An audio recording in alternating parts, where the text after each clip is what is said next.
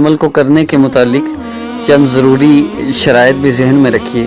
چند چیزوں کا آپ کو مستقل اہتمام کرنا پڑے گا اگر آپ چاہتے ہیں کہ اللہ رب العزت آپ کے چہروں کو اس قدر نورانی بنا دیں کہ کوئی آپ کی طرف دیکھ نہ سکے، اور چہرے کے کیل چھائیاں اور یہ جتنے بھی چہرے کی بیماریاں ہیں اس سے بھی اللہ رب العزت آپ کو محفوظ رکھیں، ہر طرح کی بیماریوں سے بھی محفوظ رکھیں، اور آپ کے چہرے پہ ایک روب ہو، دیکھنے والے کو اس میں کشش محسوس ہو، اور اس قدر خوبصورت چہرہ ہو جائے کہ کوئی آنکھ آپ پر ٹک نہ سکے، کوئی آپ کی طرف دیکھ نہ سکے۔ تو اس کے لیے دو چیزیں میں عرض کر دوں، ایک نورانی چہرہ ہے اور ایک سفید چہرہ ہے۔ سفید چہرے اور نورانی چہرے میں بہت فرق ہے۔ سفید چہرے والے بہت ذلیل ہوتے بھی دیکھے ہیں، سفید چہرے والے اللہ رب العزت کے نافرمان بھی ہیں۔ اب کتنے سفید چہرے، یورپ کے سارے لوگ ہی بہت خوبصورت ہیں لیکن ان کی کوئی عزت نہیں ہے۔ وجہ کیا ہے کہ ان کو اللہ رب العزت نے رنگ تو سفید دیا لیکن وہ اللہ رب العزت کو نہیں مانتے، اس لیے ان کے چہروں پر سفیدی تو ہے لیکن کشش نہیں ہے۔ کشش مطلوب ہے، سفیدی مطلوب نہیں ہے۔ یہ میں چیز عرض کر دوں آپ کو، جتنی بھی بچیاں یہ سمجھتی ہیں کہ ہمارا رنگ گورا ہوگا تو پھر ہمارے مسائل حل ہو جائیں گے، تو یہ خام خیالی ہے۔ گورے رنگ چاہے کتنا ہی گورا رنگ کیوں نہ ہو، اللہ رب العزت کے ساتھ تعلق نہ ہو تو یہی خوبصورت چہرے والی شوہر کے ہاتھوں ذلیل ہو رہی ہے، ساس کے ہاتھوں ذلیل ہو رہی ہے، بہت سے مسائل چلتے ہیں۔ اس لیے میں پھر عرض کر رہا ہوں کہ چہرے کی سفیدی مطلوب نہیں ہونی چاہیے، کشش مطلوب ہونی چاہیے، نورانیت مطلوب ہونی چاہیے۔ نورانیت ہو تو چاہے سانولا رنگ ہی کیوں نہ ہو، اللہ رب العزت اس میں بھی کشش پیدا فرما دیتے ہیں۔ دیکھنے والا دیکھ کر حیران رہ جاتا ہے، ایک بار جو نگاہ پڑ جائے تو نگاہ ہٹتی نہیں، اور کوئی غیر محرم ہے تو وہ نگاہ اگر پڑ بھی جائے غلطی سے تو نیچے کر لے گا، پھر اٹھا نہیں سکے گا۔ بہت سی چیزیں ہیں، اس کے بہت فائدے بھی ہیں، لیکن اس میں عرض کر دوں چند احتیاطیں اور چند شرائط اور چند چیزوں کا آپ نے خیال رکھنا ہے۔ تو اس میں سب سے پہلی چیز کیا ہے؟ سب سے پہلی چیز یہ کہ آپ گناہوں سے اپنے آپ کو مکمل طور پر بچائیں۔ جو بچیاں پردہ نہیں کرتی، یہ جان لیں کہ بے پردگی کی وجہ سے اللہ رب العزت کی ہر وقت لعنت پڑتی ہے، فرشتے لعنت کرتے ہیں، جس کی وجہ سے چہرہ کا نور جاتا رہتا ہے اور خوبصورتی کشش ختم ہو جاتی ہے، پھر رنگ سفید رہ جاتا ہے۔ خون سفید کی طرح رنگ بھی سفید ہو تو کیا فائدہ؟ اصل تو چہرے پر نورانیت ہو پھر فائدہ ہے۔ کشش ہو، کسی کو آپ کو دیکھنے والا کشش محسوس کرے، آپ کی طرف متوجہ ہو، اصل تو یہ چیز ہے۔ تو اس میں عرض کر دوں سب سے پہلی چیز کہ آپ نے اس میں گناہوں سے اپنے آپ کو بچانا ہے۔ گناہ بالکل چھوڑ دیں، بے پردگی یہ بہت بڑا گناہ ہے، اس کی وجہ سے بچیوں کے چہروں سے نور جاتا رہا، کشش حلاوت جاتی رہی۔ یورپ میں بے پردگی ہے، خوبصورت سے خوبصورت ترین لڑکی بھی ہے تو وہ بھی پریشان ہے کہ لوگوں نے اس کو تنگ کر رکھا ہے، اور لوگ ہر وقت اگر اس کے پیچھے بھی ہیں تو اس کے سفید چہرے کی طرف سے کی وجہ سے، لیکن ایک ٹیشو پیپر کی طرح یوز کیا جاتا ہے۔ پھر ان کو سکون نہیں ہے۔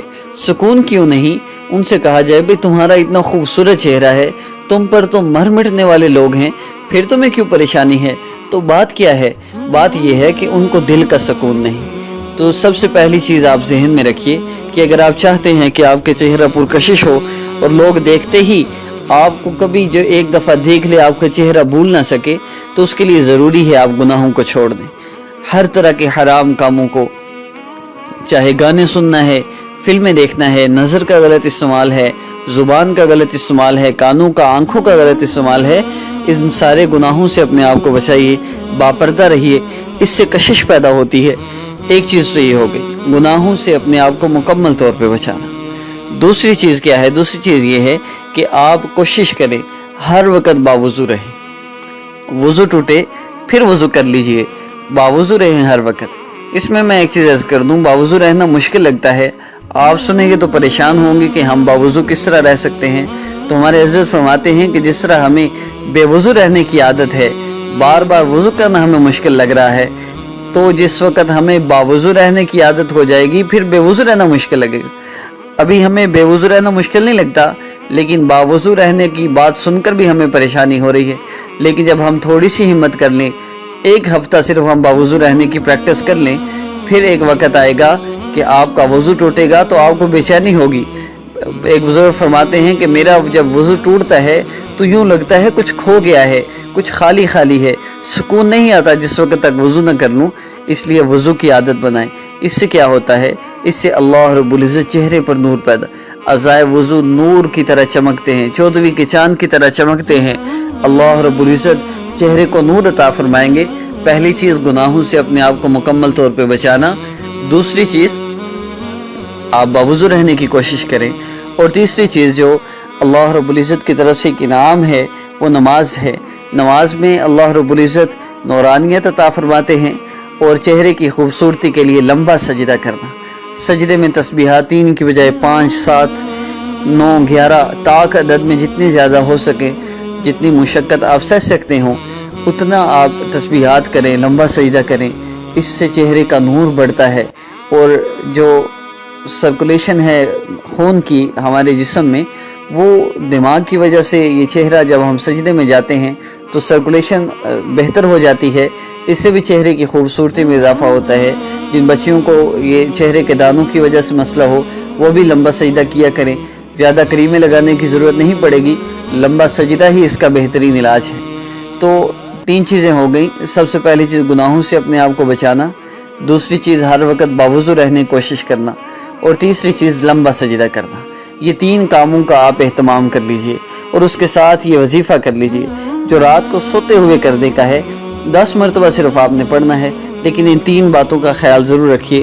بندہ گناہ کرتا ہے نا جی، تو اس میں اس قدر نحوست پیدا ہو جاتی ہے، ایک جھوٹ ہی بولتا ہے، فرشتے 3 میل تک دور چلے جاتے ہیں۔ اس بندے کے جسم میں کس قدر غلاظت اور گندگی پیدا ہوتی ہے کہ اتنی دور فرشتے چلے گئے۔ کوئی بہت بڑا جانور مرا پڑا ہو تو اس کی اسمیل بھی بہت تھوڑے ایریے تک جاتی ہے، تو اس جسم کے اندر کس قدر وہ روحانی نقصان ہوتا ہے اور کس قدر شیطانی گندگی پیدا ہوتی ہے کہ فرشتے 3 میل تک دور چلے جاتے ہیں۔ تو ایسے چہرے پہ کشش کہاں سے آئے گی؟ گناہوں سے اپنے آپ کو بچائیں، باوضو رہنے کا اہتمام کریں، لمبا سجدہ کیا کریں، اور آخری عمل رات کو سونے سے پہلے جو آپ نے کرنا ہے وہ یہ ہے کہ جب آپ رات کو سونے لگیں تو 3 مرتبہ پہلے درود ابراہیمی پڑھیے۔ درود ابراہیمی 3 مرتبہ مکمل آپ پڑھ کر اس کے بعد یا ارحم الراحمین، یا ارحم الراحمین آپ نے اس کو پھر 3 مرتبہ پڑھنا ہے۔ یا ارحم الراحمین اس کو آپ 3 مرتبہ پڑھیے، پھر اس کے بعد اللہم صلی علی سیدنا محمد وعلی آل سیدنا محمد وبارک وسلم، یا صلی اللہ علی سیدنا محمد، یہ ٹھیک ہے، اس کو آسان بھی ہے، صلی اللہ علی سیدنا محمد۔ آپ اس درود پاک کو 10 مرتبہ پڑھ لیجئے، صلی اللہ علی سیدنا محمد 10 مرتبہ اس کو پڑھیے۔ اس کے بعد آخر میں پھر یا ارحم الراحمین 3 مرتبہ پڑھ کر اس کے بعد 3 مرتبہ درود ابراہیمی پڑھ لیجئے۔ ترتیب پھر عرض کر دو، شروع میں 3 مرتبہ درود ابراہیمی ہے، اس کے بعد 3 مرتبہ یا ارحم الراحمین ہے، اس کے بعد 10 مرتبہ کوئی بھی درود پاک پڑھ لیجئے، صلی اللہ علیہ سیدنا محمد پڑھ لیجئے، زیادہ بہتر ہے، ورنہ صلی اللہ علیہ وسلم ہی پڑھ لیجئے۔ پھر دوبارہ 3 مرتبہ یا ارحم الراحمین، اور اس کے بعد 3 مرتبہ درود ابراہیمی پڑھ کر آپ اپنے ہاتھوں پر دم کریں، پھونک ماریں، پھر اپنے چہرے پر پھیر لیں، اپنے جسم پر جہاں تک آپ کا ہاتھ پہنچ سکتا ہے آپ پھیر دیجئے اور سو جایا کریں۔ آپ گناہوں سے بچتے ہوئے، لمبے سجدے کا اہتمام کرتے ہوئے، باوضو رہنے کی کوشش کرتے ہوئے اس عمل کو کیجئے۔